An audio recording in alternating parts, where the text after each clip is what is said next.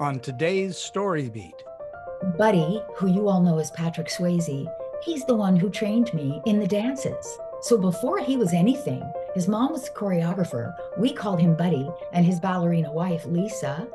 I spent days and days dancing with them. It was just, I was in heaven. So I just felt so plugged into the film that I sort of went past doing any character work and I just clicked into my dancing prowess. And so the comfort of all of that is what I wrote on. This is StoryBeat with Steve Cuden, a podcast for the creative mind.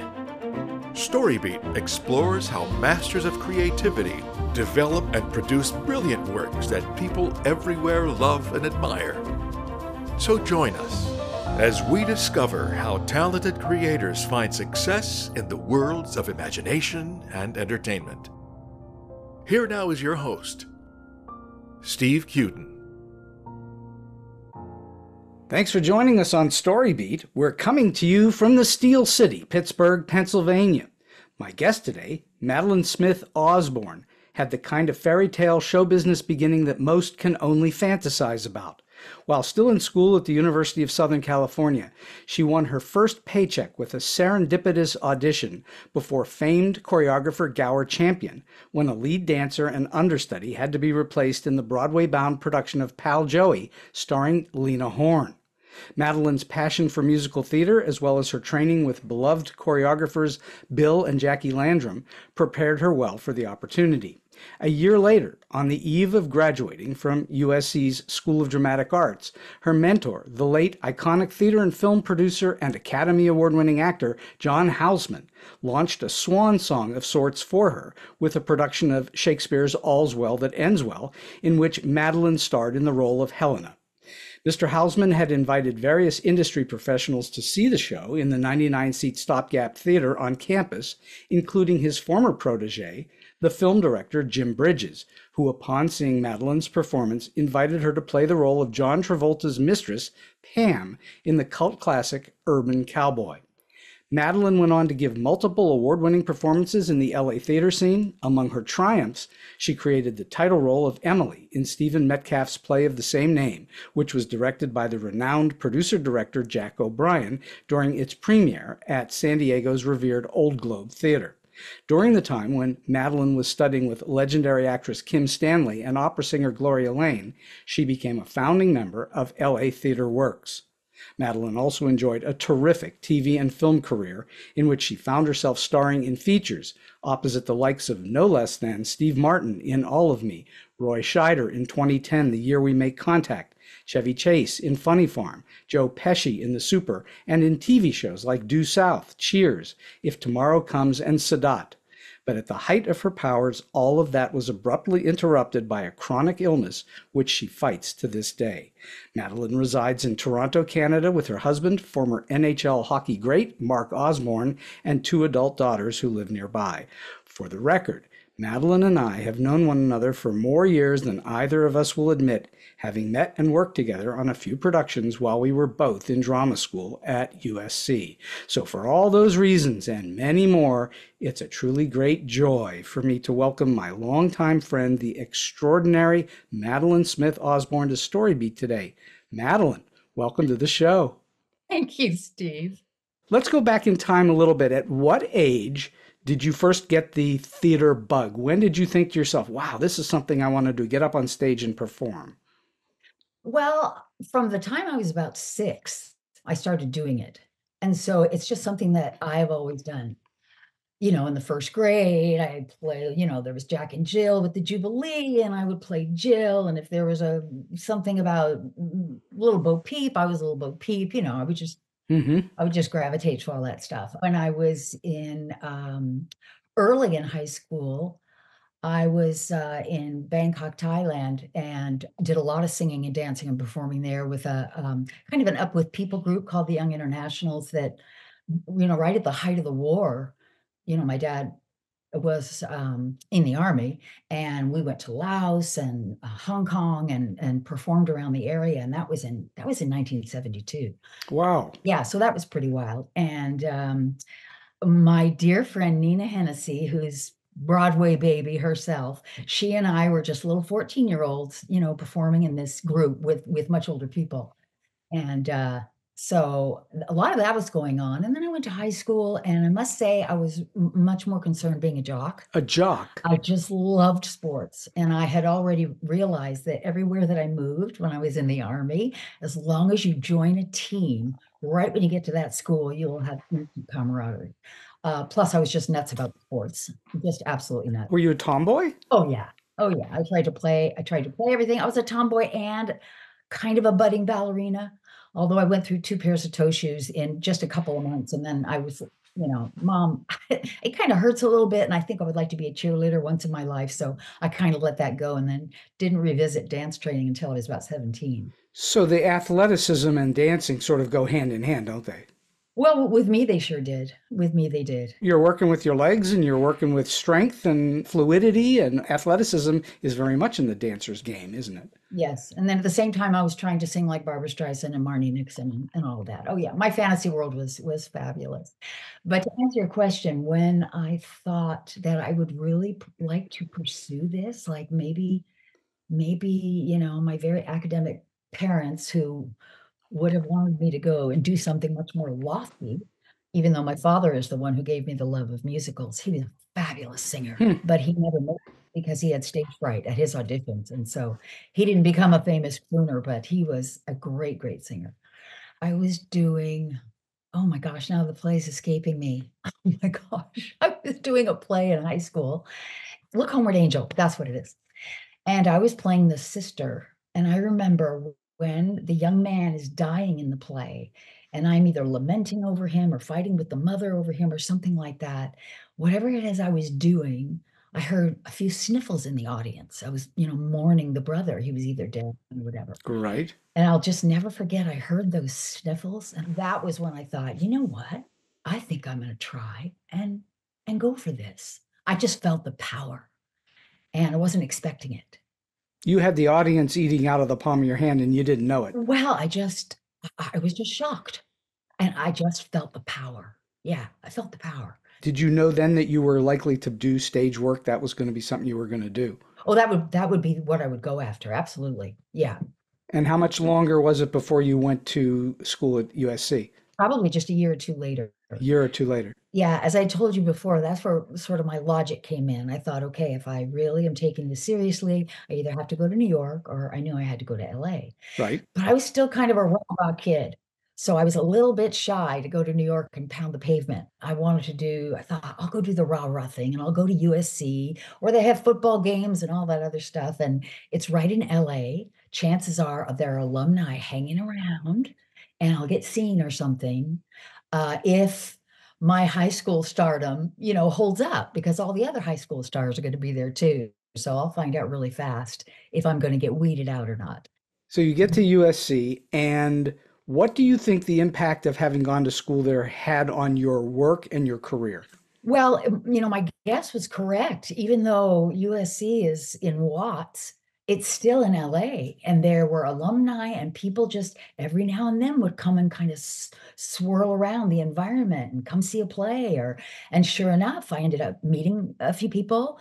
When Jack Bender directed us in Moon Children, he was best friends with John Ritter at the time. And John showed up I think this was my sophomore year, maybe, he came with Dorothy McGuire for some reason.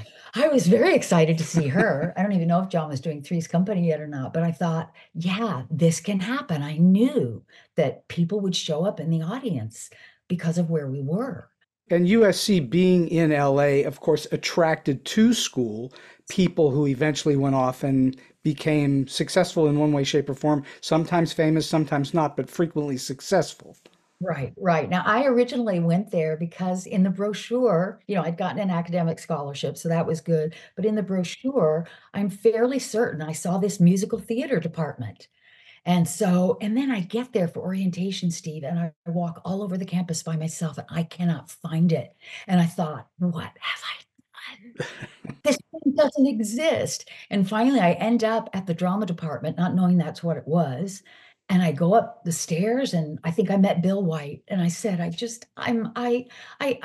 came here thinking I was coming to the theater department. I'm already enrolled. I'm oriented the whole thing. And there's no musical theater department. He said, well, it's all here. It's in this building. I said, yeah, it's all here. So, I saw a few posters on the wall and then I relaxed, but I was having an anxiety attack. I thought I'd go home and find somewhere else to go. Well, they definitely did bunches of musical theater there. There's no doubt. Well, yes, and I was lucky enough to get into Oklahoma when I was a freshman, because you're not supposed to be in musicals there when you're a freshman. That was when I knew, I think I'm onto something. Who directed that? Was it Blankenship? John Blankenship? Ernie Saracito, something like that. An old, vaudeville guy just working forever for 100 years did that. Yeah. And that's, I was in that with Andy and LeVar Burton, and LeVar was auditioning for Roots at the time when we were doing that. And yeah. So you just said Andy, and the listeners don't know who you mean. That's Andy Tennant. Yes. That's Andy Tennant, who has also been a guest on this show, and we were all in school at the same time. Yes, yeah. So being in Oklahoma really jump-started my dream, which was to be, I'm just a musical comedian at heart. That's what I am. So what was your favorite show to do when you were at SC? Well, Follies, for sure. Follies. Yeah, for sure. I mean, Bill and Jacqui choreographed this awesome sort of chorus line dance number for me. And it was just, I love Sondheim so much. And yeah, it was dreamy. And that's where John, because he designed my costume. This is John Blankenship. And John Blankenship. He was always fluffing up my feathers and saying, you could be this, you could do this, you could do that. You remind me of my showgirl this, and just pumping me up all the time. Well, John at SC was, and still is to a certain extent, a legend there. The listeners will not know who we're talking about unless you went to school there. But this was a guy that taught students at USC for, 35, 40, maybe even 50 years, and was very high energy. Yes, very high energy, very blunt. Very, very blunt. Extremely blunt in many ways. When he loved you, he would almost slobber. And when he wanted to criticize you, he would crush you. And you still loved him. And in some cases, you could get both within 2 minutes. Absolutely. So, after you get out of school, immediately after you get out of school, you get cast in this huge movie. And that was because John Houseman had cast you in All's Well That Ends Well, right? Yeah.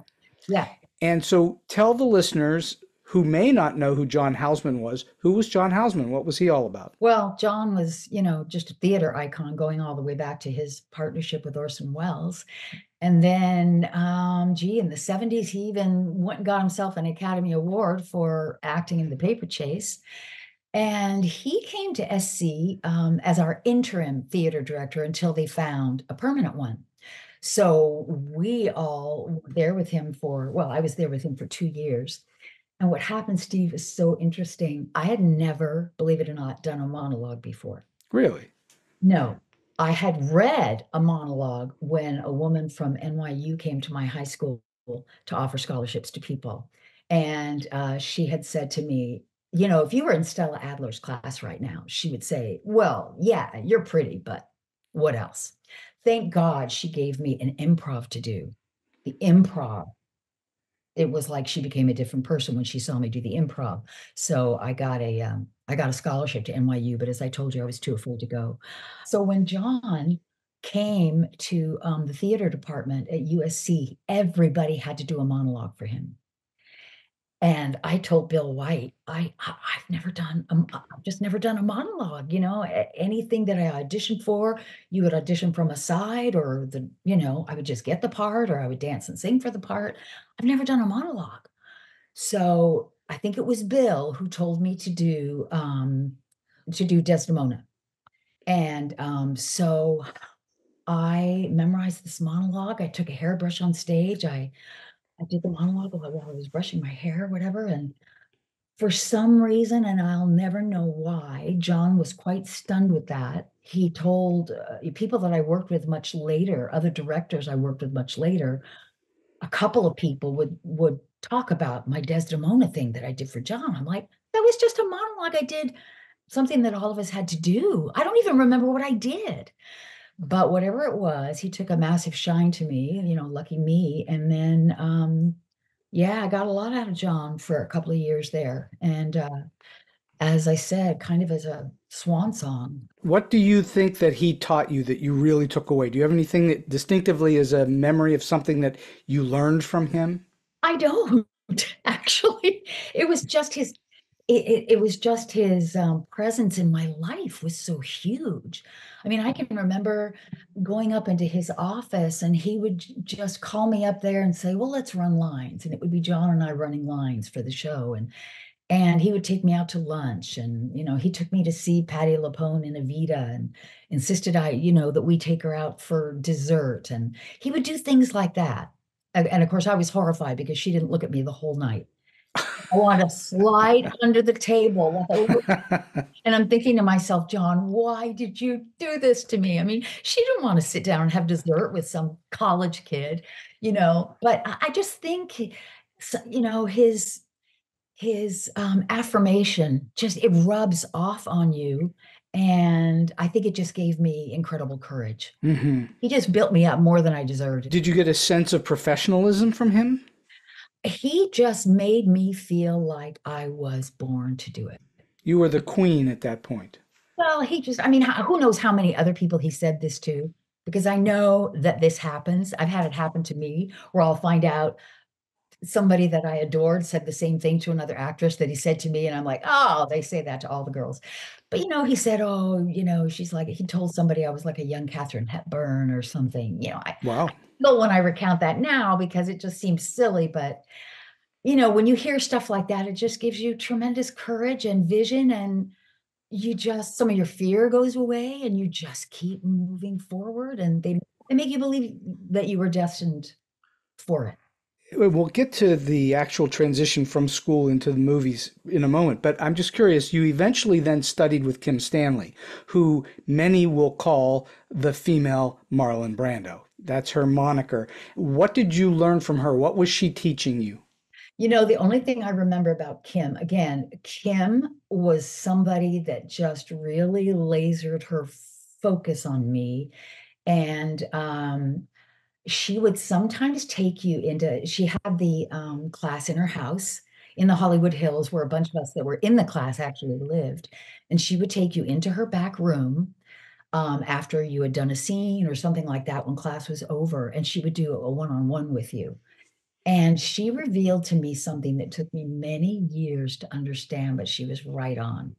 And what she said a lot of fabulous things, and she let me know that she was really happy with me, but she said, you have a lot of anger. Ooh.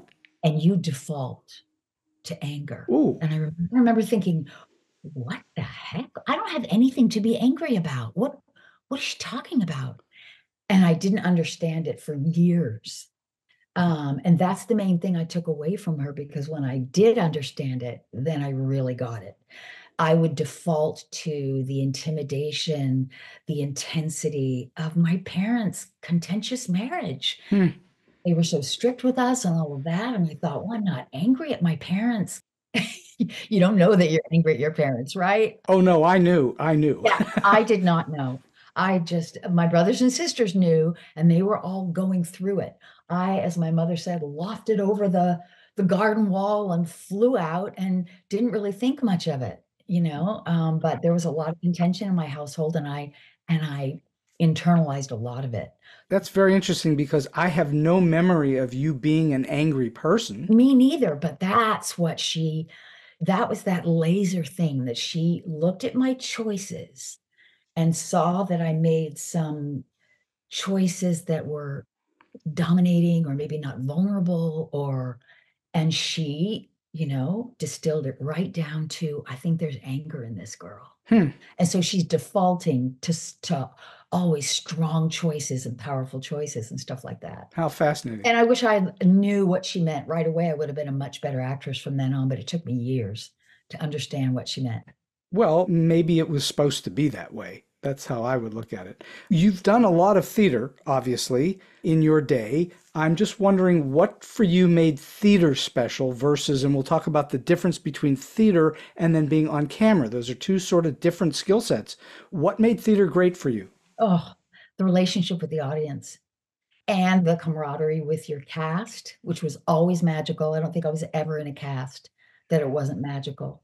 And, you collaborate together, you work on it together, your character and the arc of the story and all of that, you go through it together and you have time and you can experiment.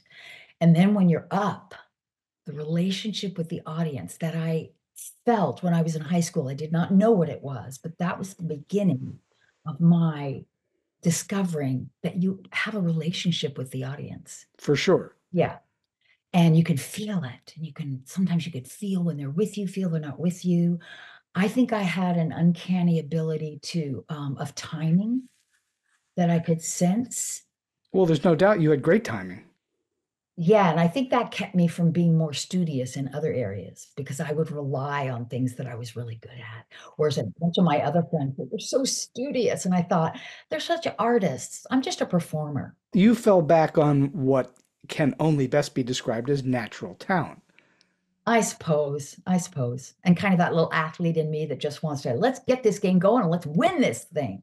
Well, I just remember you having a very bubbly, perky, upbeat attitude toward all of it. Yeah. That's what I remember most about you. You were not down or gloomy or dour or critical of other people at all. You were just upbeat and let's go. That was always let's go. I was having a lot of fun. And I loved everybody there. It was a dream come true. It was everything I hoped it would be. So you do All's Well That Ends Well. Jim Bridges comes and sees you, and he casts you in a massive movie opposite a huge star, John Travolta. Well, he wanted me, but he didn't really cast me. I'll tell you a little something. Sure. Deborah has probably shared this in a bunch of her interviews too in the past, Deborah Winger, but Bob Evans didn't want either of us. He was running Paramount Studio at the time. I think he wanted more of your bombshell beauty type girls to play those parts, which neither of us were really. And in fact, there was one point, and again, this is another thing that makes me feel utterly silly, but I might as well tell you this little tiny secret because there's no way. Deborah was so fabulous in that part. But I have to tell you, before Deborah came on the scene, Jim called me one day and he said, do you think you could play Sissy? I just cannot. I've written this for Sissy Spacek. They don't want her. And I can't find my Sissy. Do you think you could? And of course I lied and said, oh, well, sure I could, which is, of course, it just feels so silly now. But it was taking him so long to get anybody enamored with either of us. So I actually think I may have been auditioning even before Deborah, because when I went down to dance with John for the final audition, I think they were keeping her from getting her on the plane because they had not said yes to her yet. So I think she turned the industry upside down with that performance of hers, and yet they barely let her get on the plane, the powers that be. Jim wanted her, of course, but and to this day, that audition, Steve, is the best audition I think I ever gave, which is kind of sad to say, and it's kind of a great story, because when I went in to read, I went into Paramount Studios. There was a friend of mine literally waiting at the Bovard Theater where we were getting our diplomas. Right. For me to get my diploma. And my last name was S. So I'm like, this is never going to happen. I'm going to have to run out and go to this audition before I get my diploma. Well, somehow they got to my diploma quickly enough. I grabbed the thing, and it wasn't really in there because I'd failed my French exam right at the end of school. I was so burnt out. And I thought, my audition for Urban Cowboy was coming up, and I thought, I'm so exhausted. I don't think I'm going to need this anyway. I didn't show up for my French exams. So I ran out the door with an empty, the placard thing that they give you, and got raced to this audition that was happening in the old Lucy dressing room. I am one of the biggest Lucille Ball fans in the universe. Everything about it was serendipitous. I mean, they had Shakespeare on the wall of the bathroom, and the very first title I saw was All's Well That Ends Well. Oh. So as scared and nervous as I was, it's like you feel you're in the right place. You're getting all these signals. And the person I auditioned with was the person I think Jim originally wrote the script for, and that was Dennis Quaid. Dennis Quaid. Yes, I have my first professional audition in my life, and I read with Dennis Quaid. Wow. So naturally, it was pretty good. Uh-huh. And then the second time that I went there, then I read with John. But oh my gosh, that audition with Dennis Quaid, it was like I'd been there all my life. So, what for you then enabled you to go from a theater world where you'd never really been a camera actress?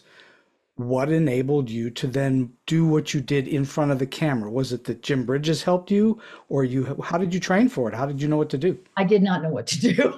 I did not know what to do, except that I've been a movie fan all my life. But, I really think it was Jim. Jim was the sweetest, most nurturing, loving, and he would just woo you into things.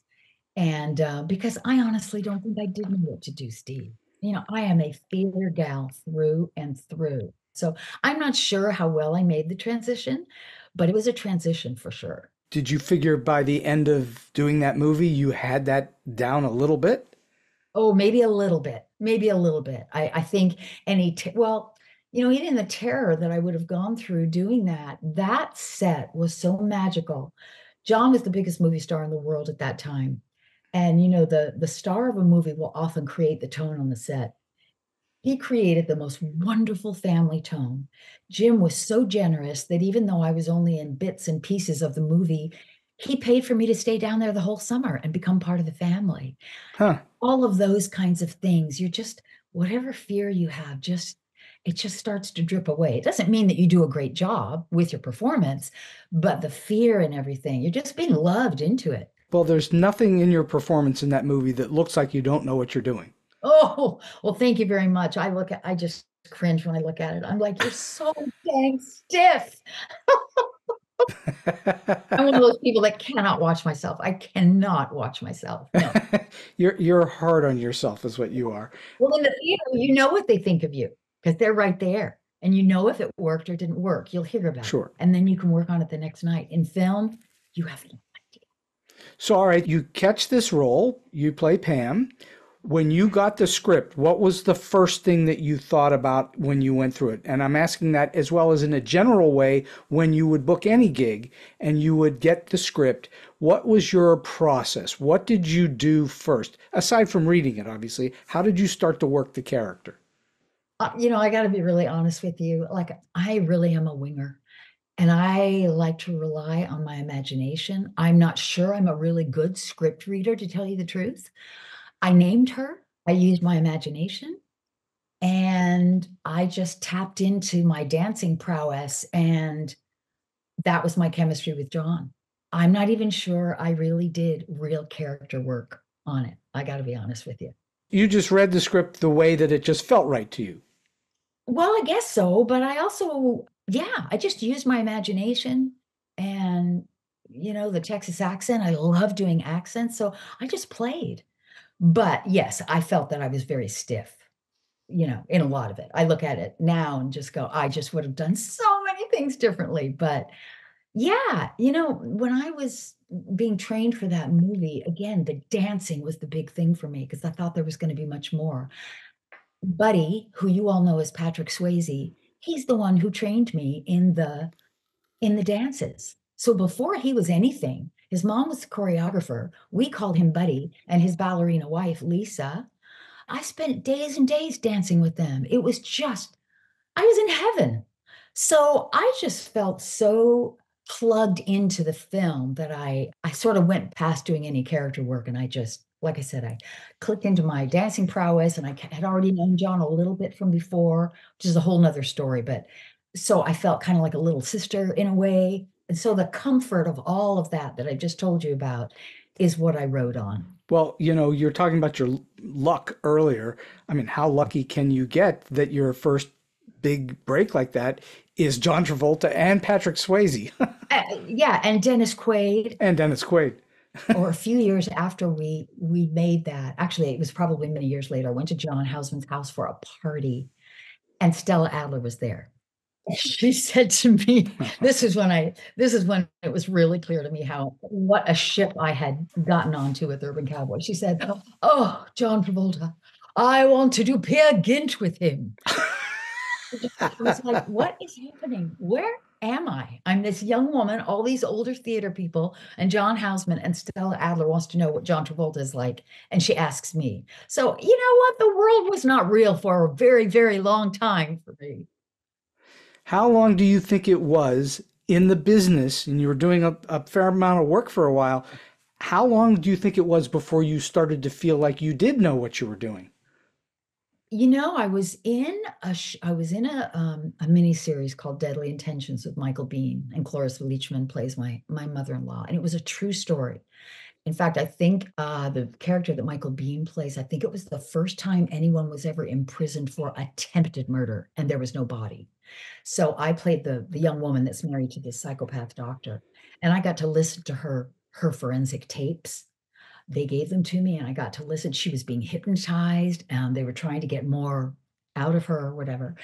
And that was an extremely dramatic part where I was actually supposed to play an extremely vulnerable girl. It was the first time I think that I ever had to go outside my strengths as a person and become really vulnerable and really naive and really sort of clueless that I was married to a psychopath. And I know that I really did absorb it, because when I went to audition for a guy that I had worked with many years earlier on a show called Trapper John, he was doing a TV movie that I really, really wanted to do, another true story TV movie. And at the end of the audition, he said, "What's going on with you?" And I said, "Well, what do you mean?" He goes, "You just seem very dark to me from what I remember you." And I had just come off filming that miniseries, and I lost the part, and I was very sad about that. But I thought, I think I've entered the world of immersing myself in my character, because he went, there's darkness around you. And I played this woman who was being psycho-terrorized to death. You were carrying that role around with you for a while. I guess so. I had no idea. I had no idea. And I'm sure it was very subtle, but he was a very gifted man, and he had known me from the beginning of my career. That was one of the first times I was ever on film was for him. And so, yeah, yeah. You also have done your fair share of comedy. And so, I mean, you did Cheers and you did All of Me with Steve Martin. Do you prefer comedy over drama? Do you have a preference? You know, I think my nature is more comedic. There's no question about it. Like I said, I on Lucille Ball, Mhm. musical comedy. I am just 40s musical comedies, and that's just me. That is me to the hilt. I love dramatic acting. I absolutely do, but I like myself better when I'm doing the other for some reason. It's certainly lighter on your soul, isn't it? Yeah, well, I just think I don't know. I like myself a little bit better. When you were doing comedy versus drama, would you approach each role in the same way or would you approach them very differently? Well, yeah, it's interesting you should say that, because another person that I really learned something wonderful from was John Reich. When we were doing The Imaginary Invalid at USC, I learned from him many, many things, but the only one I can remember is that comedy is contrast. Explain that. You laugh when you are surprised, when you're expecting one thing, but you get another thing instantaneously. The contrast Hmm. is what makes you laugh. And as I thought about that, I thought he really is true. So he was trying to guide me through my performance. You don't be funny. You don't find the funny. Find the contrasts in the show, and you will get surprising laughs where you did not build them in. And then of course, along with that, I learned about, the truer you do your comedy, the more real you are. When you are doing comedy, the funnier it will be, and Absolutely. the funnier your co-star will be when you are being straight opposite them. I'm so glad to hear you say that because I think the best comedies are when they're played as if they're absolutely real. There's nothing funny about them. Yeah, and that's why we find out that some of our greatest actors are comedians. You look at Robin Williams and Lucille Ball. I mean, my goodness. Well, look at Leslie Nielsen at the end of his career. He went from nothing but years and years and years, decades of doing nothing but straight heavies or straight roles. And then suddenly he becomes this hilarious performer. Yeah, yeah, exactly. So yeah, it was a wonderful thing to learn. I never forgot that. I thought here's a real academic, scientific kind of thing I can hold on to when I'm either looking for a laugh or I finally, suddenly go, I should not be looking for a laugh there. Over here, if I look for the contrast there, the audience will be upended a little bit and they'll just find themselves laughing. I mean, where really, when I did Emily in San Diego, oh my gosh, that's my favorite thing that I ever did. I got to create that role. And that was directed by Jack O'Brien, who's just the most creative, fun-loving. I mean, he is just creative on steroids. And oh my gosh, there's another man who just loved me into my role. And so I was able to take a lot of that into that show because that show, I had the liberty to not so much to break the fourth wall, but the fourth wall was kind of fluid in that show. Mm-hmm. And so whenever a big mistake happened or somebody didn't put my prop where it was supposed to be or whatever, I just could break that fourth wall and make a thing out of it. And it was like part of the show. So I think some of the comedy stuff that I learned, back at SC and then especially with Jack O'Brien was just phenomenal. So most of the movie roles you had, you were creating those roles. They didn't exist prior to. But when you were doing All's Well That Ends Well, you were doing a role that many people had done. Helena had been around Yeah. for hundreds of years. Did you find it to be helpful to have the freedom of a role that didn't have an existing past? Oh yeah, that's fun because then again, your imagination just takes free reign. I Hmm. have to admit, I tend to be more, like I said, of a winger and someone who loves to play with my imagination more than a real studious actor. And I'm not proud to admit that because it seems being studious, makes you more serious and more of an artist. But I've just always enjoyed surprising myself. So I like to improvise and I like to just use my imagination. When you were doing, for instance, All of Me, was that improvisational or was that you had to stick to the script? Well, I didn't have a very big part in that movie, and I did have to stick to the script. That was Carl Reiner. But a very important role. Yes. Now, the one time where I got to tell you this funny story about Lily Tomlin because, Sure. I am the most uninhibited person in my family. However, in Hollywood, I would be considered a square. I would be considered a bit prudish. I was, a pretty, I was brought up with a lot of propriety, if that's the right word, and, be a good girl and all that stuff. And as bad as I was at it, compared to other people in Hollywood, I would be a prude. So anyway, I'm doing this scene with Steve, and at one point, Lily goes, to Carl Reiner, I think it would be really funny if she faked an orgasm here. And I'm like, this is 1983. I was still pretty new in the business, and I just had a heart attack on the inside. I just, that was just not somewhere that I could go easily. I wasn't one of those people that went, oh, I just love doing things that scare me. No, I don't like doing things that scare me. But I went, it's Lily Tomlin. I don't have a choice, and I have to do this in 5 seconds. So I did it. I don't know if I did a very good job at it. It's most people's favorite part of me being in that movie, but that was frightening. I got to tell you, I just wow. And that's before Harry and Sally, right? Um, yes, absolutely. Yes, that would have been And curiously enough, it's Carl Reiner, and When Harry Met Sally was Rob Rob Reiner. Reiner. Yes, yes. Oh, Carl was a love. Oh my God, he was a love too. But oh, that moment, I just looked at the both of them and went, "You do not have any idea who I am, but I gotta transform right on the spot here because I don't have a choice." How did Carl Reiner then help you get there? Did he help you get there? No, nobody helped me get there. I just had to get there by myself. It worked out just fine. I had these fake nails on and I had this wooden necklace. And a lot of people told me much later they loved the part where after I fake the orgasm, I click my nails on the wooden necklace.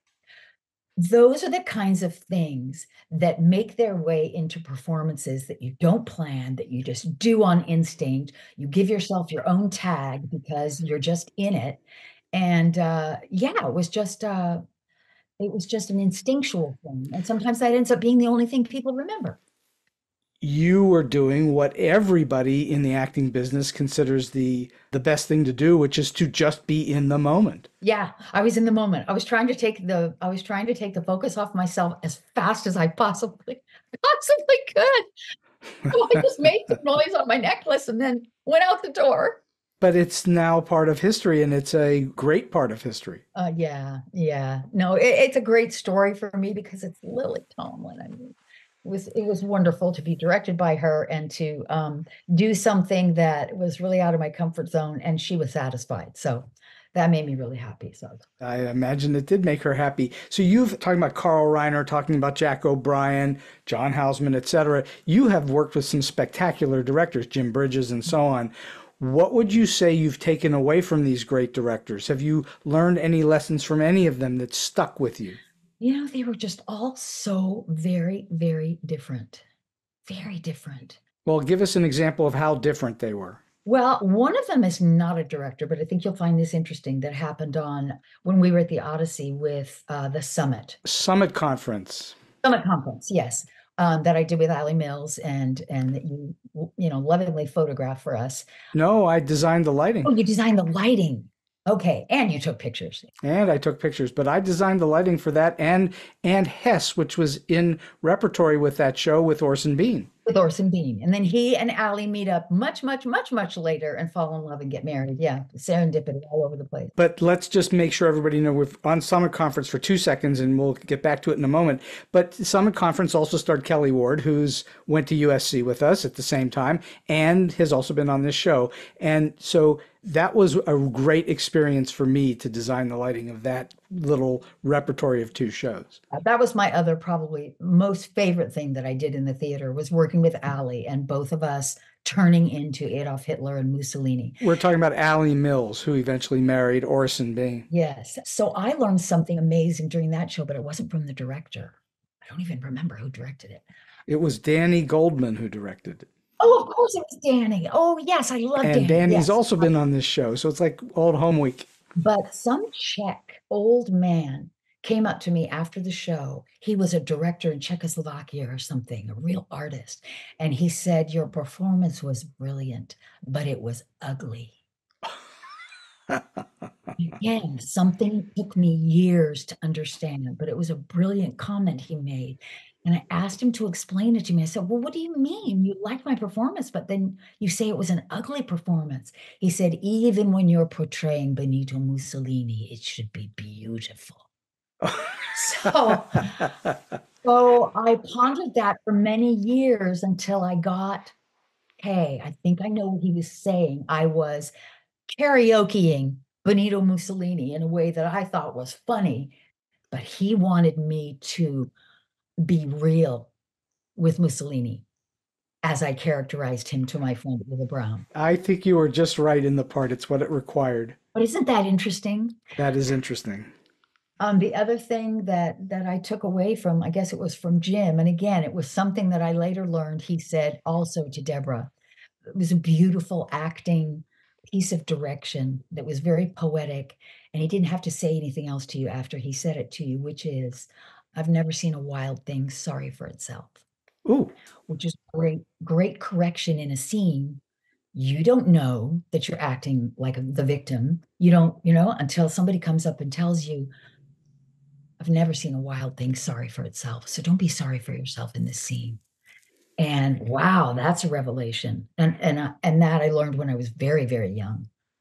Again, did I implement it later on? I have no idea. That has a parallel to the well-known notion that villains, antagonists in movies, TV shows, plays, etc., the villains of most of those works have no idea that they're villains. They're doing what they think is the right thing to do. Exactly. Yes. It's like playing comedy straight, the same thing, yeah. Same thing, because you can't play the villain, you just play what the villain's goal is. What the truth is. You play what the truth is, that's right. Exactly. What it is that you want, what's your problem, who's standing in the way? Yeah, all those wonderful questions that you have to ask yourself, and my characters, my character a good listener? Is my character getting what they need?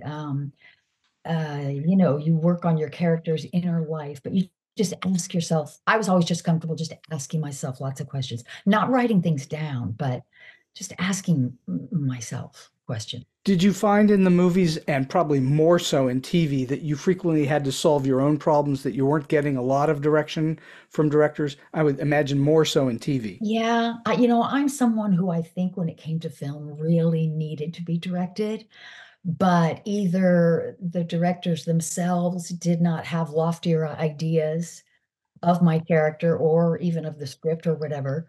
Yeah, I was really begging to be directed. And at the same time, I also wanted to be given more permission to improvise.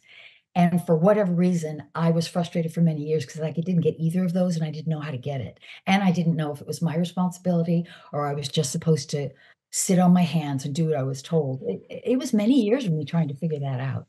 Well, you know that most people in movies and TV are cast because you bring something already.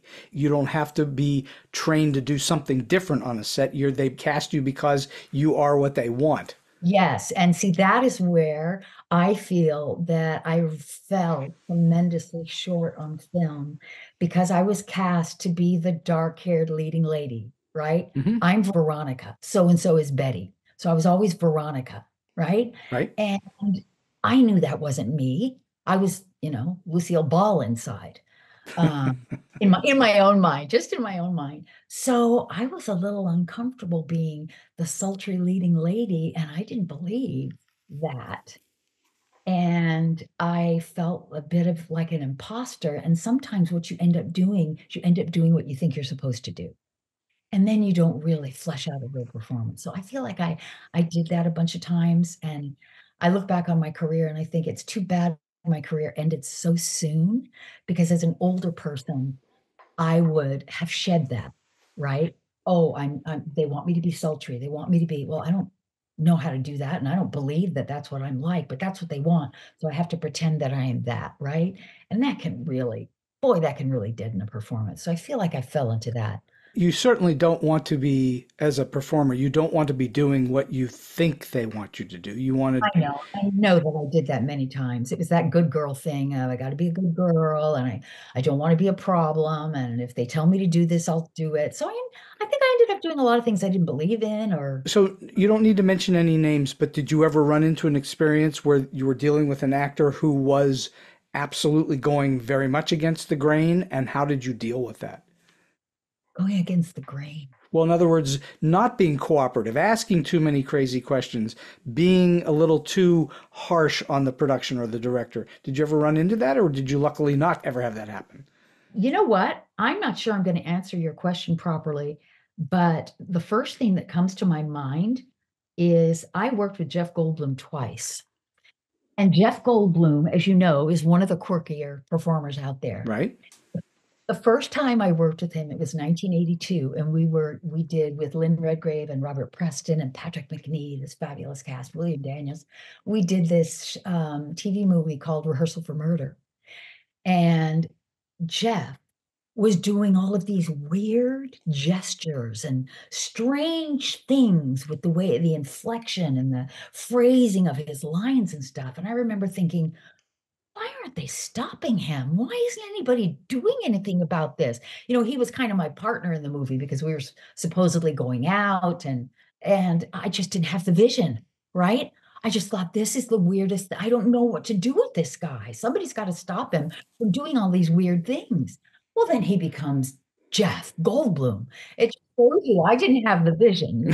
So here's somebody who was improvising, who was just exploring their own quirkiness, just had all the freedom in the world to do it. And it made me uncomfortable because I couldn't see it. And then the second time I worked with him, it was awesome. And I actually ended up playing a kind of a villainess the next time I worked with him. But oh, did I ever understand him then? And then he became a big superstar. But or I tell on myself because I did not get it. I just didn't get him at all. What was the second movie? Oh, we did After the Laughter, I think it was called, about Ernie Kovacs. So Jeff played Ernie Kovacs, and I play his first wife, who had a big custody battle with, who kidnapped his kids, actually, after he married Edie Adams. They went looking for the kids, and they eventually tracked her down. she was just one of these deadbeat moms that took the kids just to piss him off. Wasn't a good mother at all. And Mm. Cloris Leachman played my mother-in-law on that show too. So I'm curious, when you're on set in the very beginning, you were nervous and all those things that one would expect to be in the beginning of a career. I assume over time you got less nerves on a set, though I imagine you still had some kind of nervous energy all the time. What would you do to get through that? How would you tamp that down and get through working on a scene? I would say once I did If Tomorrow Comes, which was that miniseries, that Sidney Sheldon miniseries where I got to play all of these different characters with all of these wigs and accents and glamour clothes and this jewel thief and everything. That was just a playground for me.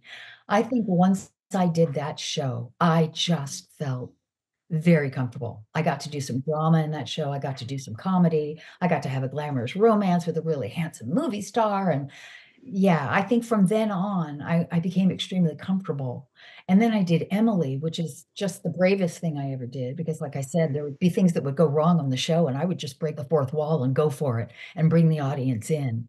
So, and then not long after that, I did Funny Farm with Chevy Chase. So I was really, really getting comfortable by that time. Sets are notoriously distracting places. They're full of different people running around doing lots of different things. What would you do to find your center? How would you push out all this distraction on a set? What would you do? I honestly don't know, Steve. It never stopped bothering me. The powder puff and the thing and the getting the hair out of the eyes. And I'm like, stop. Would you please stop fussing with my hair? No, it's a shadow. Oh my gosh. I went to Kim Stanley once and I said, Kim, how did you handle this when you were making movies? They're just all over you. And I'm not the kind of person that can hold on to certain things when people are patting my face and pulling my hair. You know what she said to me? She said, beg. She said, begging is good. So that was the best advice I ever got. So I would just beg people, can you please just come to me later? Come to me later and fix my lipstick, or come to me later or whatever. I would just beg people, please just leave me alone. Please, please, please. Just leave me alone for a few minutes. So it sounds like sometimes you were just toughing your way through those experiences. Oh yeah. Oh yeah. I actually found it. I don't know, compared to other people you've talked to, I found it extremely difficult. No, most people find it difficult. They find their way. They come to some sort of self-understanding. Most people, some people really thrive on it, but most people don't. It's difficult to find that being in the moment when you're amid that hubbub, and there's a lot of hubbub on a set. Yeah. Or you do a scene and then they cut and they have to go do something else for the day, and you got to revisit that thing another time. And you're in that scene and you instantly have to change clothes and go do something completely different. I didn't always do that very well either. I could get thrown, yeah, and I'm not proud of that. I could get thrown pretty easily and get a little resentful and stuff. And so then you have to start working on your attitude. And then that's how you know you're growing up and you're getting to know yourself, because you're bringing your own baggage into your play area where you're supposed to be ready to go, right? So, yeah, there'd be times I would have to talk to myself, shake my finger at myself a little bit. I think that that's what most people wind up doing is you got to work your own way through it for sure because nobody's going to come over and give you a big hug and say it's all okay. You got to figure it out. Yeah, and that's why I would love to think that if I had been able to stay in the business until I was much more mature, that I would have worked through a lot of that stuff and, would have been a much different actor. I'll never know, but I like to think that would have happened. Yeah. Well, I have been having just one of the most delightful, wonderful conversations I've had in some time with Madolyn Smith Osborne, who's we've known each other a long time. and we're going to wind the show down a little bit. And I'm wondering if you are able to share with us a story that's either weird, quirky, offbeat, strange, or just plain funny. And perhaps maybe you'll share with us the great story of you having to memorize an entire Shakespeare play in an afternoon. Okay, so here's the unbelievable part. Yeah, believe it or not believe it if you must, but it really did happen. This was actually not long after Urban Cowboy. I went down to the Globe for the very first time, Rough Trade Theater, and we were doing The Country Wife. And then I was told that I was going to be the understudy for Isabella in Measure for Measure. Tova Feldshuh was playing it at the time. And we had one little rehearsal at the beginning of the summer, and I memorized half of one speech, and then we never had another rehearsal. I am not an idiot, but boy, did I act like an idiot because we never had another rehearsal, and I think I just checked out. And then another lovely girl that was down there with me said, but they told me I was the understudy. So I thought, oh. So then we were both kind of like, well, which one is it? And then we were just waiting to be called again for rehearsal. Never got called the rest of the summer. And I just let it go. And I was, oddly enough, I was sharing a dressing room with Tova for The Country Wife because she was also starring in that. And we were good friends. And she was doing a one-woman show because she's a fabulous singer. And she said to me one day, oh, I hope you're brushing up on your Shakespeare. I hope you're brushing up on this role because I'm starting to get hoarse.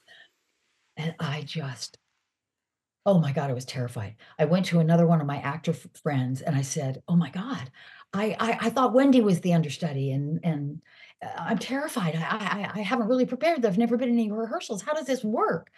And the guy said to me, she is a horse. She will never let anybody play that part. Don't you worry about it. So I kind of took solace in that. I looked back over what I had memorized at the beginning of the summer, and that's where I left it. 2 mornings later, maybe a morning later, I get a call at 9 a.m. Tova has lost her voice. You have to go on. I did not know the part. I lived every actor's worst nightmare.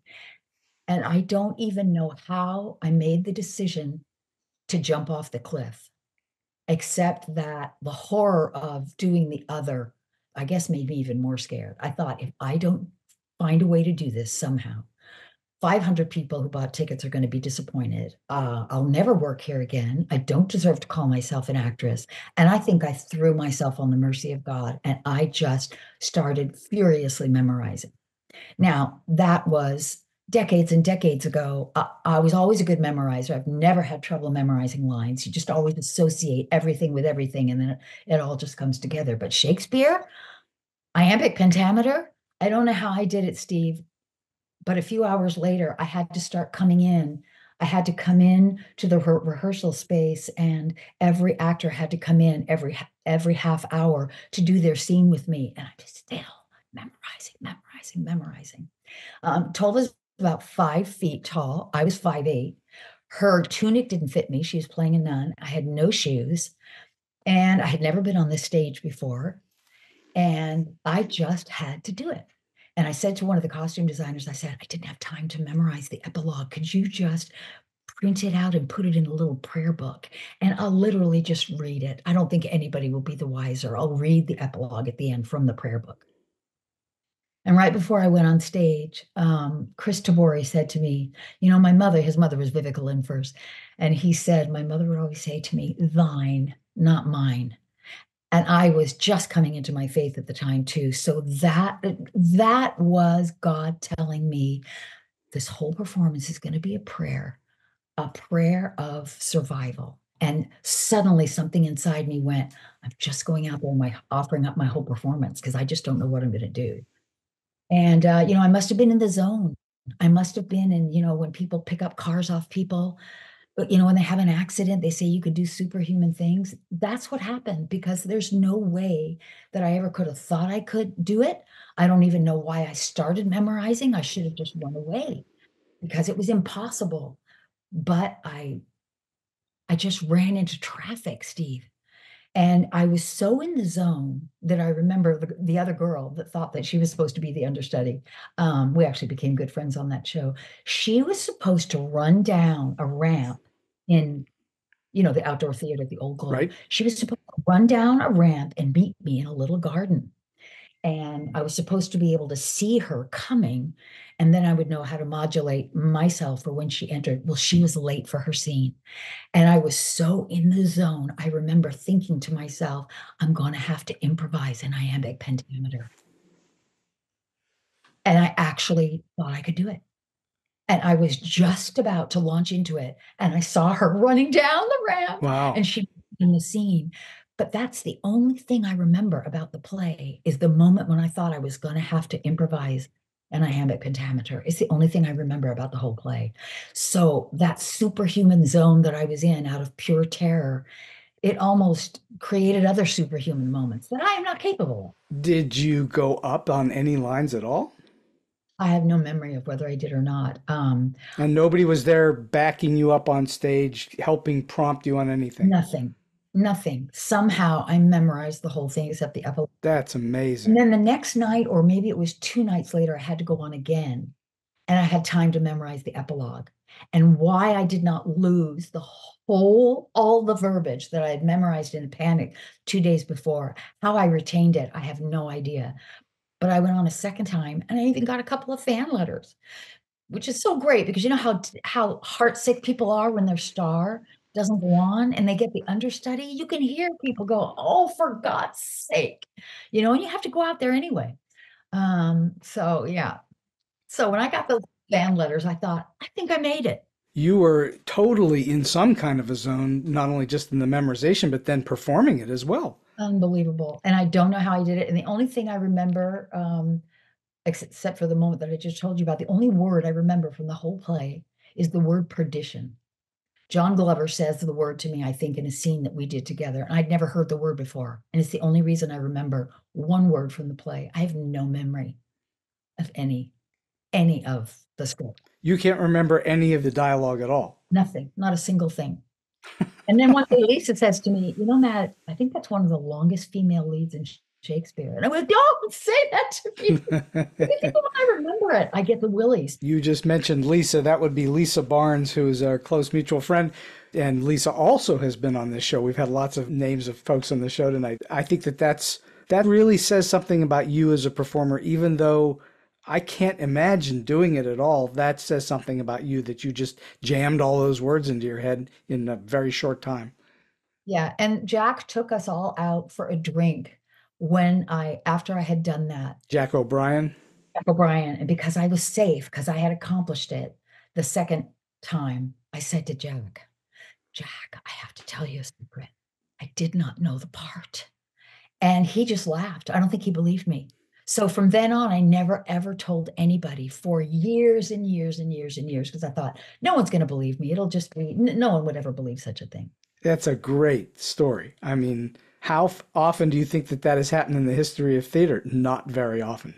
I don't know, but we all know that that's a recurring nightmare we've all had. Sure. You're going on and you have no clothes and nobody has a costume for you, or you're going on and you have no lines. Well, and you can't remember any of the staging. You can't remember any of the lines. That's the nightmare for sure. So, all right, that's a fabulous story. Last question for you today, Madolyn. You've said lots of things throughout the show that are just wonderful tips of advice for people and the way that you should think and think about how to perform.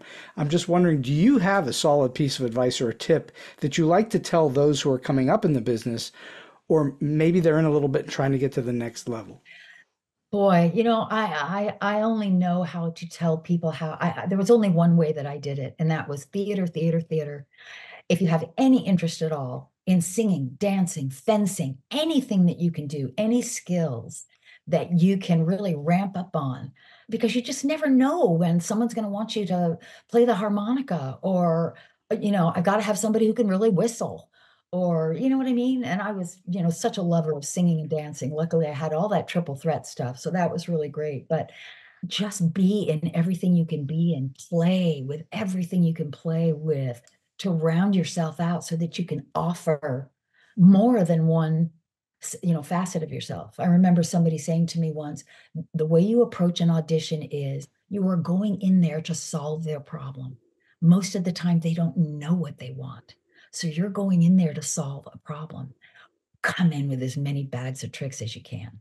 That's the only thing I can think of. Just be seen and go where you can be seen. The logic that I approached where I was going to go to school, just be in the right place at the right time. Well, that's helpful. It's not something that people can make happen, but you can make a little of it happen because you can look around and go, okay, where are things happening? I got to get there. I got to get where I can be seen.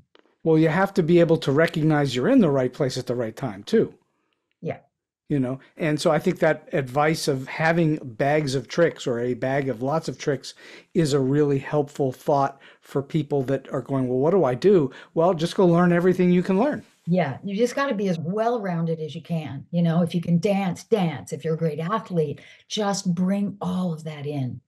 If you play a musical instrument, they want to know that they can count on you to do this or that or the other thing. Or you can offer that in a meeting and fascinate people, and then maybe they'll remember you. You don't want to be forgotten when you walk out of the room. That's all I can say. That for sure. If they remember you, that's a good thing, whether they cast you or not, because they may remember you for something else. That's right. That's right. Because I've bombed plenty of auditions, bombed them right out. Yeah. But they might have remembered you for something down the road. Yeah. or I turned into a good story for them. Madolyn Smith Osborne, this has been so much fun for me. I can't tell you how absolutely thrilled I am that you've spent an hour plus on StoryBeat today, and I truly cannot thank you enough for your time, your energy, your wisdom, and for some of these wonderful stories. Oh, thank you, Steve. Thank you so much. It's been fun reliving it. I miss it a great deal. I miss all of you a great deal, but I had the best. I just had the best a girl could possibly get. And so we've come to the end of today's StoryBeat. If you like this episode, won't you please take a moment to give us a comment, rating, or review on whatever app or platform you're listening to. Your support helps us bring more great StoryBeat episodes to you. StoryBeat is available on all major podcast apps and platforms, including Apple Podcasts, YouTube, Spotify, iHeartRadio, TuneIn, and many others. Until next time, I'm Steve Cuden, and may all your stories be unforgettable.